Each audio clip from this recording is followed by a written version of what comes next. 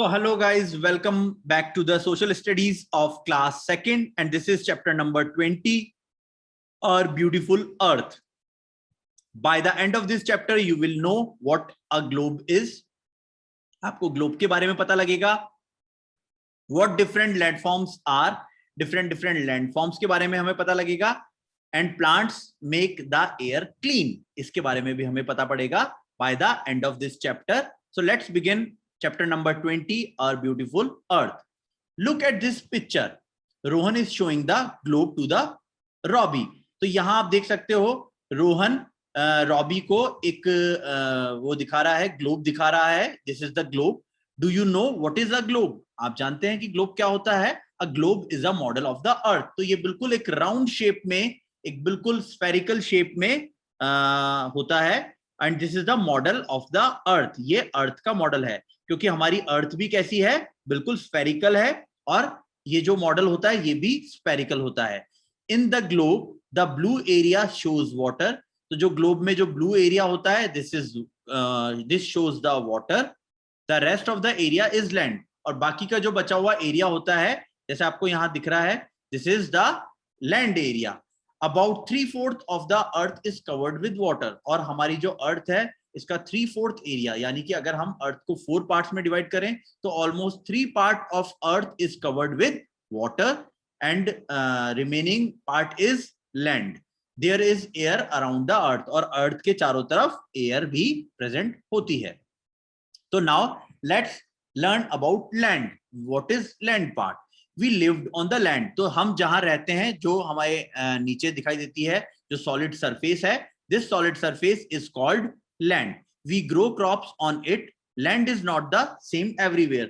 तो हम इस लैंड के ऊपर, जो सॉलिड सरफेस है उसके ऊपर हम क्रॉप्स ग्रो करते हैं. जो फार्मर्स होते हैं वो इसके ऊपर क्रॉप ग्रो करते हैं. और हर जगह लैंड एक जैसी नहीं होती. कहीं आपको प्लेन लैंड दिखेगी और कहीं इस तरीके के ऊंची नीची लैंड दिखती है. तो flat land is called a plane.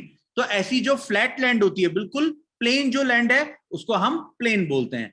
Most of the houses, factories and roads are built on the plain. तो प्लेन वाले एरिया में ही हाउसेस बन सकते हैं, फैक्ट्रीज बन सकती हैं और रोड्स बन सकती हैं. तो जहां हम रहते हैं, हमारी कॉलोनीज, हमारे cities, they mostly they are build in plain areas. Many rivers flow through the plain. और इन प्लेन एरियाज में काफी सारी रिवर्स भी बहती हैं.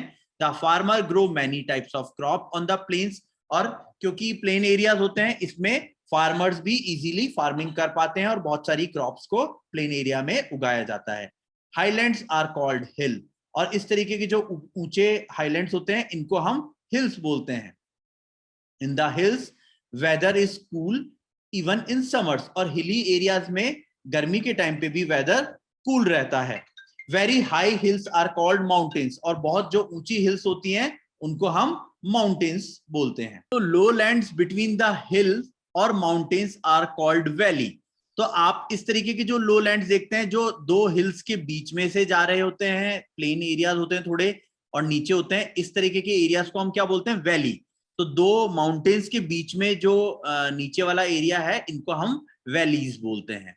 Highlands which is flat on the top is called a plateau.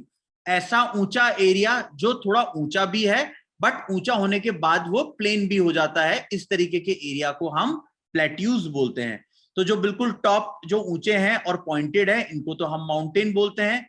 ऐसे एरियाज जो थोड़े ऊंचे हैं बट फ्लैट हैं, ऐसे एरियाज को हम प्लेट्यूज बोलते हैं. और जो लैंड, ऐसी लैंड, लो लैंड जो बिटवीन टू हिल्स है उनको हम वैली बोलते हैं. तो इनको आप इजीली इस तरीके से समझ सकते हैं.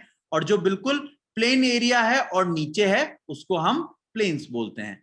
तो इस तरीके से there are 4 main types of land areas. One is mountain जो ऊंचे हैं और पॉइंटेड हैं. सेकंड आर प्लेट्यूज जो ऊंचे हैं बट फ्लैट हैं. Third are the areas between two hilly areas. तो ऐसे हिली एरियाज के बीच में जो लो लैंड है उनको हम वैलीज बोलते हैं. और जो बिल्कुल फ्लैट और बहुत नीचे जो और फ्लैट एरिया है उनको हम प्लेन्स बोलते हैं. Now water. Water is found in lakes, rivers and oceans. तो हमें वाटर कहाँ मिलता है? लेक्स में मिलता है, रिवर्स में मिलता है और ओशंस में मिलता है. it is also present under the ground, और even पानी ग्राउंड के नीचे भी प्रेजेंट होता है. Rain is the main source of water, और वाटर की मेन सोर्स क्या है? Rain.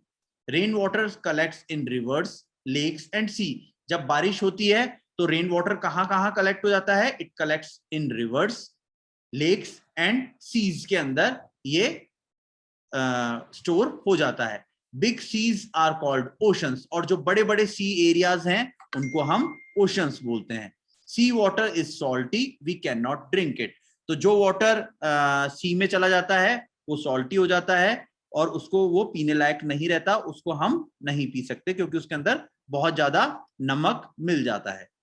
Now air, we cannot live without air. As we all know, we cannot live without air even for 1 or 2 minutes. So the air we breathe should be clean. और क्योंकि हम सांस लेने के लिए air use करते हैं और इसके बिना हम नहीं रह सकते, और air should always be clean. अगर आप देखोगे जो नॉट अनक्लीन एयर है, लाइक स्मोक जो होती है, उसमें आप प्रॉपरली सांस नहीं ले पाते. Plants make the air clean, और एयर हमारे लिए कौन क्लीन करता है? Plants clean air for us. We should grow more plants. That's why it is called we should always grow more plants, because plant ही हमें air देते हैं और वही air को clean भी करते हैं. And clean air is very important for us as we cannot breathe in smoky air, या जो dirty air है उसमें हम लोग सांस नहीं ले सकते. So by this way, this is the end of the chapter number 12. We will meet in next chapter. तब तक आप इसके फटाफट क्वेश्चन आंसर्स कर सकते हैं easily now. And if you feel any problem, ask us in comments. We will definitely give you reply. Thank you.